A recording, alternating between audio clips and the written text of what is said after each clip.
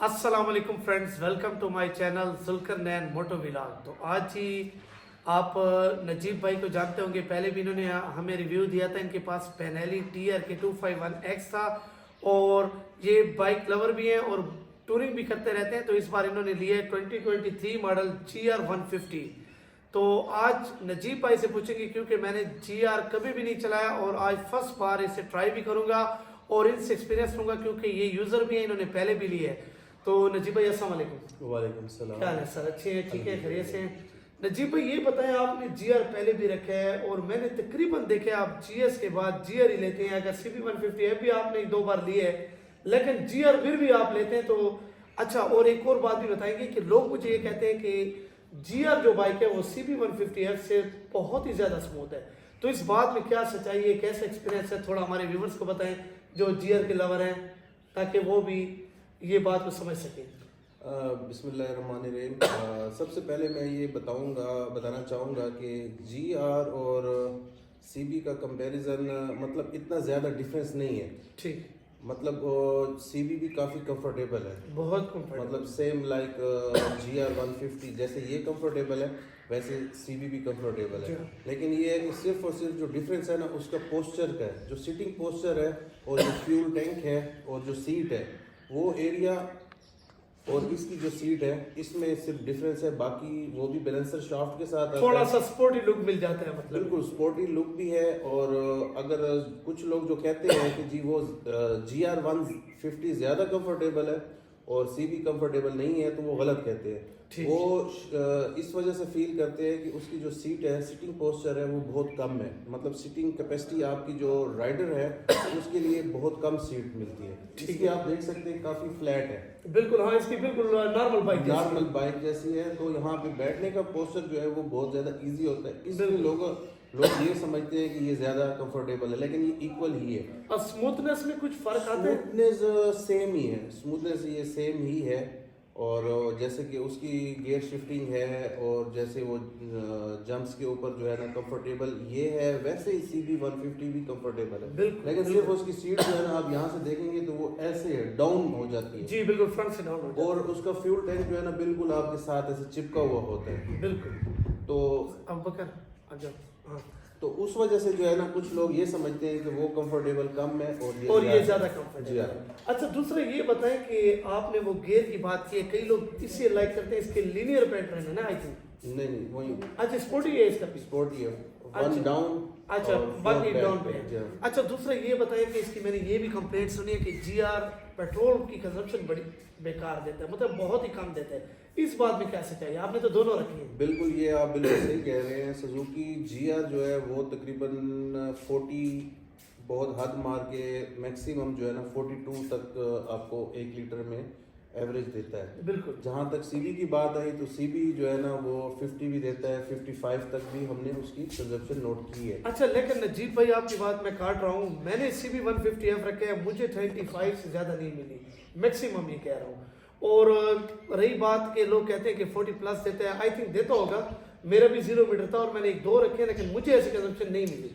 आपकी बात बिल्कुल सही है। असल में बात ये है कि कई बंदे जो है ना इसका भी 40 से ज़्यादा या 40 तक जो है ना एज्यूम करते हैं, लेकिन मुझे भी ये 40 नहीं देता। असल बात होती है आपके हाथ की। ठीक, कोई बंदे गाड़ी चलाते हैं तो उनको भी ऐसे जो है ना फ्यूल एवरेज कम मिलती है। कोई बंदे ऐसे होते हैं, राइडर होते हैं जो बाइक चलाते हैं, उनका हाथ थोड़ा सा ना डिफरेंट होता है। हाँ बिल्कुल। गियर लगाने का टाइम, रेस देने का टाइम, मेरी भी ऐसे है कि मैं भी जब राइडिंग करता हूँ तो मुझे भी फ्यूल एवरेज कम ही मिलती है किसी भी बाइक की। अगर आपके पास कोई किसी और यार दोस्त के पास बाइक है जो 50 दे रहा है, लेकिन मैं अगर उसको राइड करूंगा तो वो 40 देगा मुझे। मींस आप हार्ड राइडिंग करते हैं? हाँ, ये कह सकते हैं आप। इस वजह से जो है ना फ्यूल एवरेज का इशू आता है। अब आपका और मेरा हाथ तकरीबन मेरे ख्याल से सेम ही है। हाँ तकरीबन। मैंने भी जब टूर किया था GS पे, यकीन माने मेरा 600 किलोमीटर चला था। तो मेरे अब्बू भी शौकीन है बाइक के, तो उससे कहा यार खींच डालो, इंजन को कुछ भी नहीं होता। और यकीन माने मैं तकरीबन ढकी मोड़ तक गया हूँ और मैंने फिर दबा के चलाया की तरह 100 तक भी ले गया हूँ और बाइक को वाकई कुछ नहीं हुआ। लोग ऐसे कहते हैं कि रनिंग हो, ये बात बिल्कुल गलत है। 150 की वैसे ही जो है ना रनिंग की मेरे ख्याल से जरूरत नहीं होती। हाँ, अल्लाह ना करे अगर आपने इंजन ओवरहाल करवाया हुआ है तो तब तो फिर ये है कि पिस्टन रिंग वगैरह उसको जो है ना थोड़ा सा रनिंग रिक्वायर्ड होती है कि वो आप एक फ्यूल टैंक उसमें जो है ना फ्यूल जलाएं, तब वो जाके आपका रनिंग में आता है। फिर आप 2 बंदे भी बैठ के राइड कर सकते हैं और स्पीड भी मार सकते हैं। अदरवाइज नई बाइक जब शोरूम से आने से पहले जब फैक्ट्री में ये फुल एक्सीलेटर दिए जाते हैं, सारा टेस्ट किया जाता है, इवन गियर लगा के भी, गियर के बगैर भी। तो अगर वो रनिंग की बात होती तो वो तो बड़े प्यार से उसको स्टार्ट करते और हल्का सा वो चेक भी ना करते कि ना करते जी रनिंग में, वो तो फुल थ्रॉटल देते हैं कि कहीं पे मिसिंग ना हो, कहीं पे इलेक्ट्रिकल का इशू ना हो, कहीं मैकेनिकल इशू ना हो, तो वो सारी तसल्ली कर लेते हैं। उसके बाद ये बाइक हमारे तक आते हैं। तो रनिंग मेरे ख्याल से जरूरत तो नजीब भाई चाय पी ले, साथ साथ चाय भी पीते हैं और बातें भी करते रहेंगे, जरूर आप नहीं चाहें। अच्छा, और एक और बात बताएं हमारे व्यूवर्स को कि आपको GR में क्या चीज़ पसंद है और क्या चीज़ नहीं पसंद। अच्छा, बात ये है कि मुझे इसमें जो पसंद है वो सबसे ज़्यादा जो है ना इसका सिंपल डिज़ाइन, ठीक, सिंपल डिज़ाइन बहुत मुझे पसंद है। और मतलब फैमिली के लिए इजी यूज फैमिली के लिए बहुत ज़्यादा कन्वीनियंट है ये बाइक बनस्बत आप CB के या किसी और बाइक के अगर आप देखें तो उससे ज़्यादा ये ज़्यादा कन्वीनियंट है। और सबसे जो मज़े की बात लगी है, बिल्कुल आपको लगता ही नहीं है कि आप जो है ना मतलब 100 की स्पीड पे जा रहे हैं या 80 की स्पीड पे जा रहे हैं। आप 100 को भी जब टच करते हैं तो आपको लगता है मैं 30-40 में जा रहा हूँ। बाइक बिल्कुल स्मूथ होता है, कोई आप खुद हैरान होते हैं कि यार मैं मीटर की तरफ देखते हैं कि यार वाकई मैं 100 पे जा रहा हूँ। जब फर्स्ट टाइम बाइक लॉन्च हुआ था तो मैंने इसकी टेस्ट राइड ली थी। पंजाब में आप बाइक हर टाइम शोरूम्स पे अवेलेबल होते हैं, जैसे आपने ID कार्ड सबमिट करवाएंगे और टेस्ट राइड ले सकते हैं। तो उस वक्त जब मैंने टेस्ट राइड ली फर्स्ट टाइम, तो आप यकीन नहीं करेंगे कि मैं हवा में उड़ रहा हूँ। Very good. जब मैं बाइक पे बैठा, जब मैंने इसकी टेस्ट राइड ली, तीसरे चौथे गियर में मैं जा रहा था, तो मुझे ऐसे लग रहा था बस मैं हवा में जा रहा हूँ, मेरे पीछे कोई बाइक या मशीन नहीं है। बिल्कुल बिल्कुल ऐसे तो इतना कंफर्टेबल है कि आपको फील ही नहीं होगा कि मैं किसी बाइक के ऊपर बैठा हुआ। तो ये कंफर्टेबिलिटी की वजह से जो है ना मुझे ये ज़्यादा पसंद है। और दूसरी बात ये है कि ये रिलायबल है, मेंटेनेंस फ्री है, इसमें कोई मेंटेनेंस नहीं है। जस्ट आपने मंथली या जो आपके फ्यू किलोमीटर जो आपने पैटर्न सेट किया हुआ है 1000 किलोमीटर वाला, तो उसके बाद आपने सिंपल ऑयल चेंज करना है और साथ में ऑयल फिल्टर जो होता है। अच्छा, ये सुजुकी में ऑयल फिल्टर देने की क्या वजह है? मुझे आज तक ये बात समझ नहीं आई। हालांकि और आप देखें 150cc बाइक किसी में आपको ऑयल फिल्टर नहीं मिलता। वो आपकी बात बिल्कुल सही है, लेकिन ये एक अच्छी चीज़ है, मतलब इससे कोई नुकसान नहीं है। अच्छा, इससे नुकसान नहीं है, उल्टा आपको फ़ायदा है। मेरे ख्याल से तो हर बाइक में होनी चाहिए था ये ऑयल फिल्टर होना चाहिए था, क्योंकि ऑयल आपका पाकिस्तान में कभी आपको कौन सी क्वालिटी मिलती है, कभी कौन सी मिलती है, तो आपको ये एक रिस्क फ्री सिस्टम है।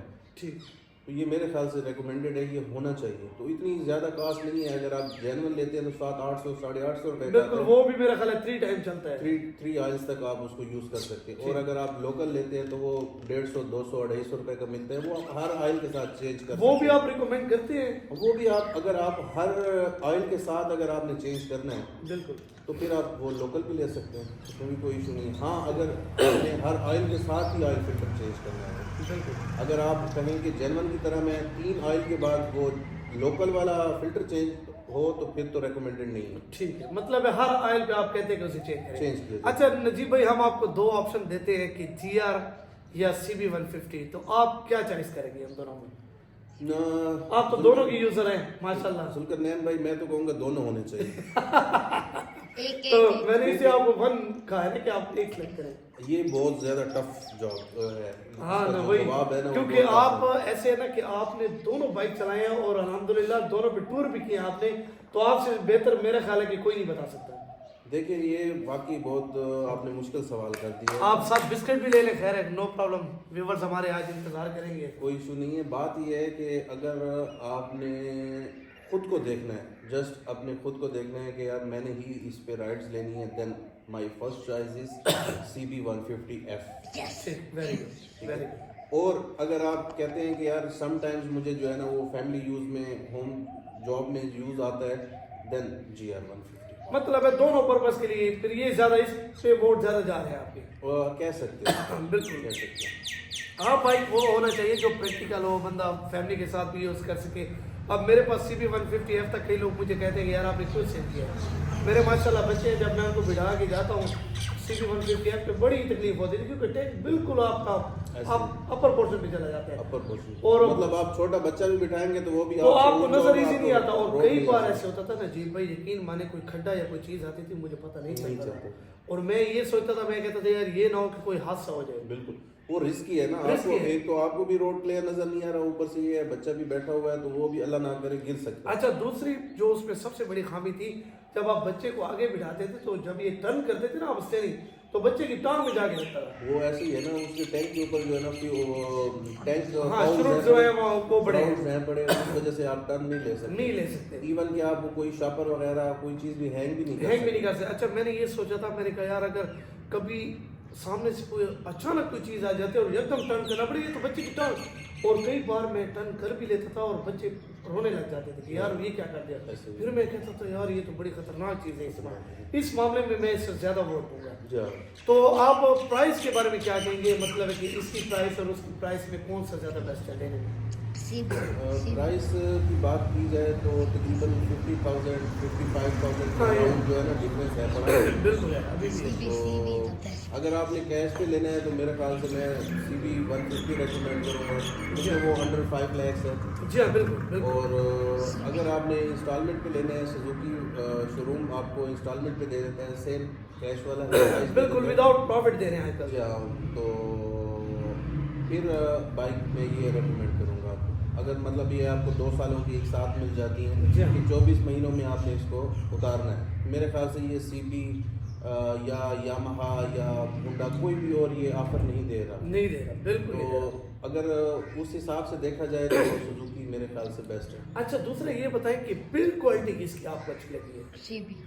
सर बिल्ड क्वालिटी दोनों की सेम ही है। अच्छा, सेम सेम है, मतलब चेसिस की बात करें तो चेसिस भी जो है ना सेम ही है, और आउटर बॉडी की बात करें तो वो भी ऑलमोस्ट सेम ही है। मतलब ये भी इसकी भी बिल्ड क्वालिटी अच्छी है और CB की भी काफ़ी स्ट्रॉन्ग बिल्ड क्वालिटी है। बस सिर्फ जो वीक पॉइंट है इन दोनों का वो इसकी है फ्रंट हेडलाइट, मतलब ये बिल्कुल फ्रंट के ऊपर होती है। जी। तो अल्लाह ना करे कहीं भी आपको कोई छोटा मोटा मिसहैप हो जाता है तो सबसे पहले आपकी हेडलाइट की हाँ लाइट बिल्कुल, लग और जाती इनकी है। बड़ी एक्सपेंसिव लाइट है दोनों की। CB का मेरे ख्याल से कितने की लाइट है? 17,000 की है मेरे पास। 17,000। ये तो फिर भी वैसे इकोनॉमिकल है। और ना वो सिर्फ फ्रंट वाला हिस्सा, अच्छा, पूरी हेडलाइट की मैं बात नहीं कर रहा। कंप्लीट मेरे ख्याल से बात करें तो वो भी 30-35 हाँ तक इस की तरह है। है, बिल्कुल इस तरह है, लेकिन बिल्कुल। इसकी जो है वो तकरीबन ऐसे वो भी 40 के अराउंड है पूरी कंप्लीट है। हाँ, कंप्लीट इसकी भी महंगी है, इसका पार्ट ज्यादा महंगा है उससे। तो पार्ट होंडा की निस्बत इसके जो है ना कॉस्टली है। और इसका मुझे एक चीज जो अच्छी लगी है, जो पहले मैंने फर्स्ट टाइम ये मतलब है नजीब भाई का देखा और मैं यूज भी करूंगा, इसका थोड़ा साउंड मुझे बहुत ही स्मूथ लग रहा है बनिस्बत 150F के। और दूसरा एक और बात बताइए, बड़ी मेन बात मुझे याद आ गई है कि CB 150F का मैंने कई लोगों से सुना है, इब्राहिम भाई को भी आप जानते होंगे, उनके दोस्त ने लिए है वो, उन्होंने 2 टूर भी किए हैं तो उनका वाइट स्मोक इशू आ गया है। क्या इसके इंजन में ये ऐसे इशू है? इंजन वाइज मुझे तो वो CB कई लोगों ने कंप्लेंट की है कि यार वो इंजन वाइज बेस्ट नहीं है, तो उसकी बनिस्बत इसके इंजन कैसे है? देखिए जी, बाज़ मैन्युफैक्चरिंग फॉल्ट आ जाता है, किसी भी चीज़ में आ जाता है। लेकिन नजीब भाई ये आप YouTube पे भी देखें, कई लोग ये कहते हैं वाइट स्मोक वाला इशू हर बंदे को आ रहा है फेस। नहीं, वाइट स्मोक बेसिकली क्या होता है कि सम टाइम जैसे होता है, जैसे ये सर्दियाँ हैं, सर्दियों में कोई भी बाइक जो है 150 से अबव 150 या 150 से अबव वाइट स्मोक भी देता है ठंडा जब होता है तो। वो बिल्कुल आप सही बजा फरमा रहे हो। वो वाइट स्मोक जो मैंने CB की देखी है, शायद व्यूवर्स ने भी देखी हो, वो ऐसे स्मोक देता है जैसे इंजन आपका फारिग हो और स्मोक बड़ी तेज निकलती है, वो उस टाइप की देता है। देखें CB 150 का 2017 से ही एक फॉल्ट आ रहा है, वो इसका जो है ना रिंग्स जो पिस्टन के रिंग्स होते हैं बिल्कुल इसका है मेरे ख्याल से, या जो है ना उसके साथ जो है ना वो लगे होते हैं, क्या होते हैं इंजन के अंदर जो टैपेट कह रहे हैं आप? टैपेट के साथ ही जो है ना एक लगे होते हैं, बैलेंसर, इसको काट दिया। ठीक है। ठीक है, तो रिंग्स का जो है ना ज़्यादातर इशू आता है 17 से लेके। अच्छा, मुझे ये ख्याल था कि जो 22-23 मॉडल आए इनमें ये ऐसा इशू नहीं है, ठीक। लेकिन फिर भी मेरे ख्याल से यूज़र ने कुछ एक्सपीरियंस किया है तो उसका जो है ना हल यही है कि आपको इंजन या कंपनी से आप क्लेम करें, वो आपको दूसरे रिंग डाल के देगी और उसके बाद स्मोक का आपका इशू खत्म तो हो इसके जाएगी। इंजन की क्या परफॉर्मेंस है उसके बनिस्बत? इक्वल ही है, लेकिन ये है कि CB150 का जो टॉप स्पीड है वो इससे कुछ बेहतर है। ठीक ठीक है, तो ये तकरीबन 100 तक 100 105 107 मैक्सिमम 108 तक जो है ना ये बड़ी मुश्किल से जाता है अच्छा सिंगल राइडर के साथ ही। ठीक है, तो CB150 है 110 तक वो भी हाँ से 110 तक जाता है। 110 तक जो है ना चला जाता बिल्कुल है। बिल्कुल। बाकी इंजन की दोनों की सेम ही परफॉर्मेंस है। तो ये क्या वजह, आपका एक्सपीरियंस क्या कहते हैं कि 150 होने के बावजूद ये क्यों नहीं जाते अपने टॉप स्पीड पे? देखिए बात सुनिए, ये ट्यून ऐसे किया होता है कि आपको उन्होंने फ्यूल की एवरेज अच्छी देनी होती है। ठीक ठीक। अगर वो देखें आपका या किसी भी पाकिस्तानी का ना मेन मकसद टॉप स्पीड नहीं है। अगर जिसने टॉप स्पीड लेनी है तो वो ये बाइक लेता ही नहीं। हाँ, वो तो बिल्कुल। इम्पोर्टेड बाइक लेता है, स्पोर्ट्स बाइक ले लेते हैं, क्रूजिंग ले लेगा या डबल सिलेंडर ले लेगा, तो मतलब हैवी बाइक ले लेगा तो उसका टॉप स्पीड का इशू सॉल्व हो जाएगा। हमारा होता है कि जी स्पीड भी सही हो और फ्यूल एवरेज भी बेहतरीन हो। बेहतरीन तो, हाँ बिल्कुल, पाकिस्तानी ये चाहते हैं। तो कंपनी से ऐसे ही ट्यून अप करके दिया जाता है कि आपकी fuel average maintenance fuel average ज़्यादा हो, मेंटेनेंस कम हो। तो इस वजह से इनकी ट्यून ऐसे किया जाता है कि आपका 100 टच होगा, दैट्स इट। बिल्कुल, और ये ऐसे है बिल्कुल और अगर इन केस आप चाहते हैं कि जी जितना मीटर है ये इतना जाए या इससे थोड़ा सा मतलब 100 से प्लस जाए, तो फिर आपको ट्यून ऐसा करना पड़ेगा, थोड़ी सी माइनर सी आपको अल्ट्रेशन करनी पड़ेगी। कार्बोरेटर का जो है ना जेट्स वगैरह का जो होल होते हैं ये थोड़े से बड़े करने पड़ते हैं। हाँ, पेट्रोल थोड़ा ज़्यादा आना चाहिए। अच्छा, फिर उसके बाद चेक करें अगर आपको स्पीड मिल रही है ठीक है, अगर नहीं मिल रही फिर आप इसमें स्प्रॉकेट्स का जो है चैन सेट है उसको थोड़ा सा आप मॉडिफाई करते हैं।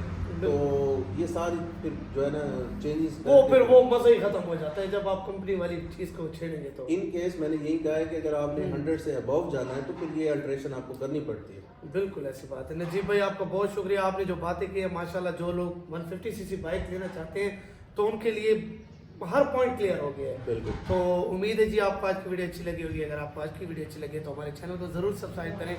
मिलते हैं जी इस तरह की जबरदस्त वीडियो के साथ। अल्लाह हाफ़िज़।